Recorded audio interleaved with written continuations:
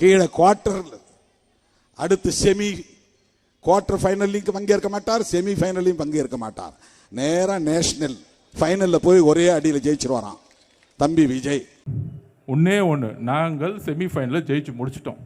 இனிமேட்டு ஃபைனல்ஸ் தான். ஃபைனல்ஸ் என்ன, ஏப்ரல் மாதம் நடக்கக்கூடிய எலெக்ஷன். திமுக டிவிகே முடிஞ்சிச்சு, வேற யாருமே இல்லை. பக்கத்தில் லீடிங் போயிட்டே இருக்கும். இன்னைக்கு இந்தியா டுடே ரிப்போர்ட்ல 3%.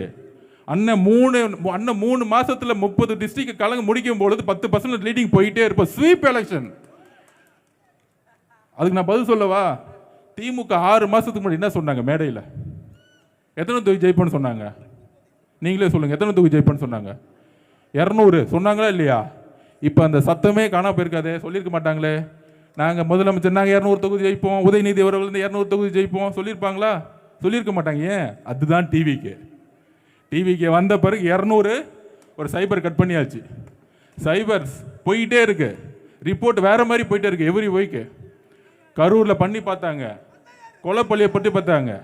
எப்படி இயேசுநாதரை சிலுவையில் அறைந்து அவர் மீது கொலைப்பழியை சுமத்த நினைச்சார்களோ சூழ்ச்சியாளர்கள், அதே மாதிரி ஒரு தூய உள்ளத்தை கொண்ட எங்க தலைவரை கொலைப்பழியை சுமத்த பார்த்தாங்க.